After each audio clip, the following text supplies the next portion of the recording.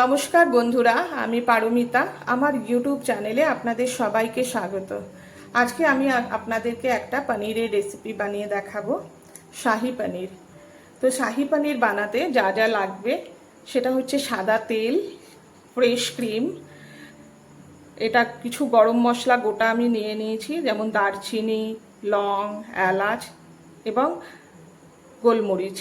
আর নিয়েছি একটা তেজপাতা, যেটা দুভাগ করে নিয়েছি, দুটো শুকনো লঙ্কা, একটু মৌরি, গোটা জিরে, দই, এখানে একটু বাটার নিয়ে নিয়েছি, কসুরি মেথি, কাজু, রসুন, কাঁচা লঙ্কা, আদা, পেঁয়াজ, পনির, কিছুটা বেশি করে টমেটোটা একটু বেশি লাগবে, আপনারা নিজেদের স্বাদ মতো নেবেন। আর কিছু গুঁড়ো মশলা নিয়েছি, যেমন ধনে গুঁড়ো, জিরে গুঁড়ো, অল্প লঙ্কার গুঁড়ো, যেহেতু আমি কাঁচা লঙ্কা বেশি ব্যবহার করছি সেজন্য আমি লঙ্কার গুঁড়োটা কম নিয়েছি। যদি আপনারা লঙ্কার ঝালটা বেশি খাওয়া পছন্দ করেন তাহলে গুঁড়োটা একটু বেশি নেবেন। স্বাদ মতো নুন এবং হলুদ। চলুন রেসিপিটা শুরু করি। তো তার জন্য প্রথমে কড়াইটা আমি গরম বসিয়ে দিই। বন্ধুরা, গ্যাসটা জ্বালিয়ে দিয়েছি, কড়াইটা গরম হয়ে গেছে। এর মধ্যে আমি সাদা তেল দেব, প্রায় 2 চামচের মতন সাদা তেল দেব।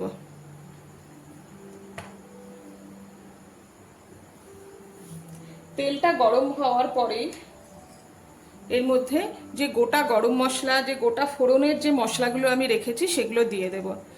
গোটা গরম মশলা, এর মধ্যে আছে মৌরি আর জিরে, হাফ চামচ করে। আর দেব তেজপাতা আর শুকনো লঙ্কা দিয়ে এটাকে একটু ভাজা হতে দেব।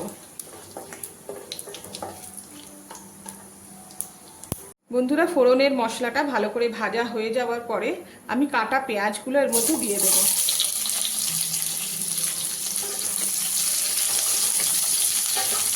এই পেঁয়াজটা কিন্তু আমরা লাল করে ভাজবো না। পেঁয়াজটা হালকা ভাজা হয়ে গেলে এর মধ্যে রসুন, আদা, কাঁচা লঙ্কা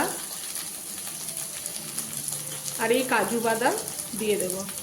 দিয়ে এটাকে একটু ভালো করে ভাজবো।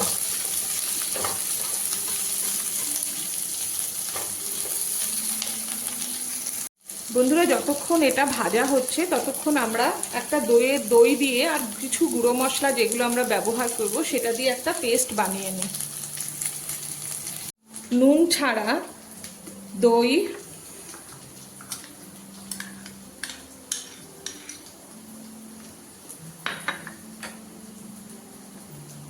জিরে এবং ধনে গুঁড়ো,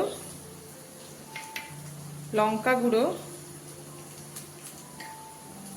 আর হলুদ দিয়ে দইটাকে আমি ভালো করে ফেটিয়ে নেব। এটাতে একটা সুবিধা হয় যে মশলাটা জ্বলে যাওয়ার আর টেনশন থাকে না, যেহেতু দইয়ের সাথে মশলাটা আমি মিশিয়ে নিচ্ছি।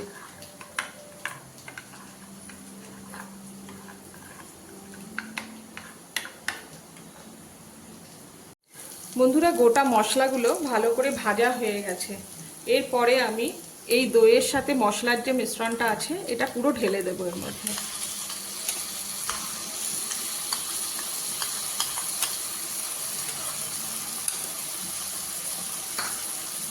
এবার এটাকে ভালো করে ভাজা হতে দেব।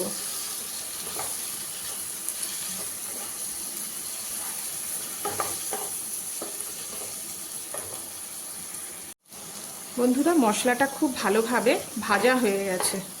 দেখো, একদম দই যে দিয়েছি বোঝাই যাচ্ছে না। এরপরে টমেটোটা পুরো দিয়ে দেব।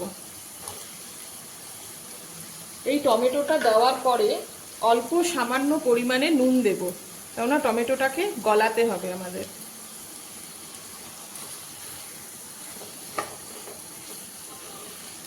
আর এই সময় গ্যাসের ফ্লেমটা লো টু মিডিয়ামে রেখে ঢাকা দিয়ে দেব, কেননা টমেটোটাকে সেদ্ধ করতে হবে।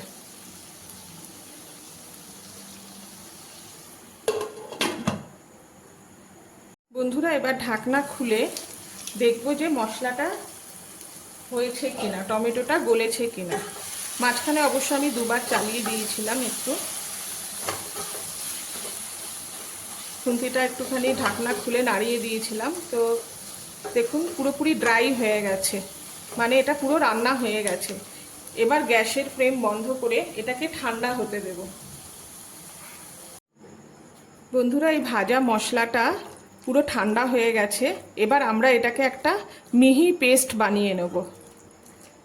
গরম গরম কখনোই এটা পেস্ট করবেন না, তাহলে মিক্সিতে বাটিটা এমনি হিট হয় বাটিটাতে, যদি এটা পেস্ট করা হয় গরম অবস্থায় তাহলে মানে ঢাকনা ফেটে বেরিয়ে যাওয়ার একটা চান্স থাকে, কারণ ওটা ভেতরে ভাপ জমে। তো সবসময় চেষ্টা করবেন যাতে পুরো ঠান্ডা করে তারপরে পেস্ট করার। তো চলুন পেস্ট করে নিই এটাকে। বন্ধুরা, এই পুরো গোটা ভাজা মশলাটাকে আমি দুই ভাগে পেস্ট করে নিয়েছি, কারণ আমার গ্রাইন্ডারটা ছোট বলে সেজন্য আমাকে দুই ভাগে করতে হয়েছে। যদি আপনাদের কাছে বড় থাকে তো আপনারা একবারেও এটাকে পেস্ট করে নিতে পারেন। এবার চলুন কড়াইটা গরম করা যাক। বন্ধুরা, গ্যাস জ্বালিয়ে কড়াইটা গরম করে নিয়েছি।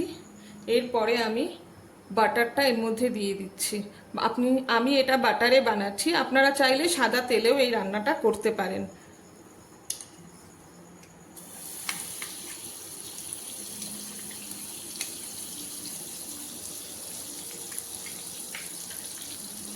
এর মধ্যে আমি একটুখানি চিনি দেব, এটা আমার সিক্রেট।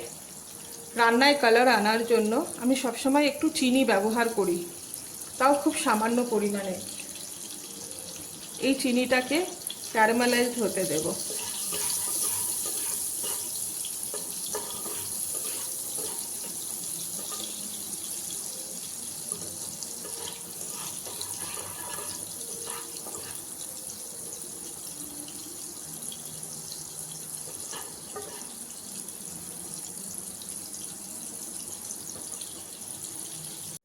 বন্ধুরা, চিনিটা ক্যারামেলাইজড হয়ে গেছে, পুরো রং ছেড়ে দিয়েছে। এরপরে আমি এর মধ্যে এই পেস্টটা দিয়ে দেব।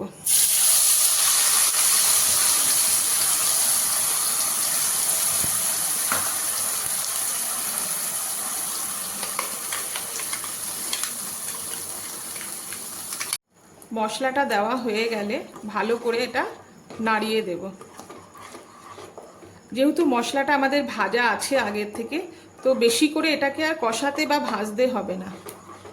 এবার বাটি ধোয়া যে জলটা আছে মিক্সির বাটিটার, এই বাটিটা ধুয়ে যেটুকু জল আছে সেই জলটুকু আমি দিয়ে দিলাম। এবার এটাকে একটা ফুট আসতে দেব। ফুট এসে গেছে। এবার বাকি যে নুনটুকু ছিল স্বাদ মতন সেটা পুরোটা দিয়ে দেব, দিয়ে একটু নাড়াচাড়া করব।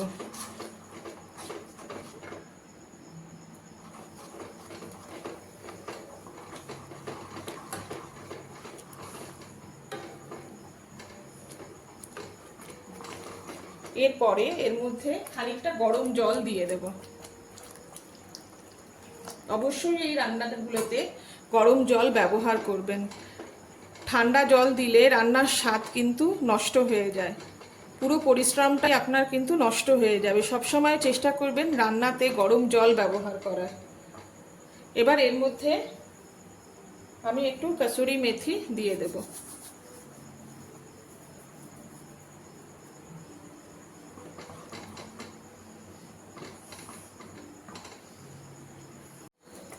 দেখুন বন্ধুরা, এটাতে ফুট এসে গেছে, একটু ফুটে গেছে। এবার আমি একটু ফ্রেশ ক্রিমটা দিয়ে দেব।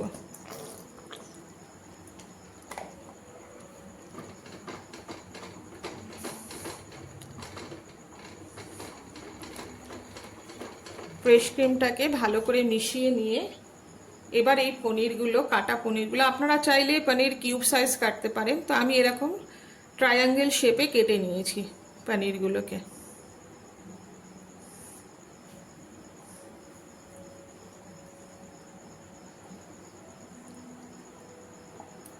পনিরটা দেওয়ার পরে কিছুটা নাড়িয়ে নিয়ে এরপর ঢাকা দিয়ে আমরা রান্না হতে দেব 10 মিনিটের মতন, একদম লো টু মিডিয়াম আছে।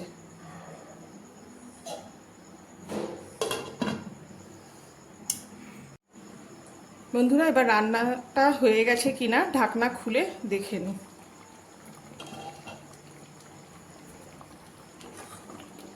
পুরো একটা ক্রিমি টেক্সচার এসছে, দেখতে খুব সুন্দর লাগছে। এবার আমি এর মধ্যে একটু চিনি দেব, মিষ্টি, যেহেতু আমরা রান্নায় একটু মিষ্টি খাই, তো সেজন্য আমি একটু চিনি দিচ্ছি। যদি আপনারা না খান তাহলে এটাকে স্কিপ করে দেবেন, না দিলেও চলে, কিন্তু আমরা যেহেতু এটা একটু মিষ্টি খেতে ভালোবাসি রান্নায়, সেহেতু আমি একটু মিষ্টি দিই। ব্যাস, এবারে কিছুক্ষণ ঢাকা চাপা দিয়ে রেখে দেব, তারপর সার্ভ করছি প্লেটে। বন্ধুরা, পনিরটা রান্না হয়ে যাওয়ার পরে কড়াইয়ের থেকে আমি এটা সুন্দর সার্ভিং বলে সার্ভ করলাম, সুন্দর করে গার্নিশ করে দিলাম। এই রান্নাটা যে কোনো ধরনের পোলাও, ফ্রাইড রাইস, কুলচা, নান, পরোটা, হাত রুটি সব কিছুর সঙ্গেই খাওয়া যায়। যদি রান্নাটা ভালো লেগে থাকে তাহলে অবশ্যই ট্রাই করুন। আর যেতে যেতে একটাই কথা বলবো, প্লিজ চ্যানেলটাকে সাবস্ক্রাইব করে দিন, কমেন্ট করুন, শেয়ার করুন এবং একটা লাইক করে দিন।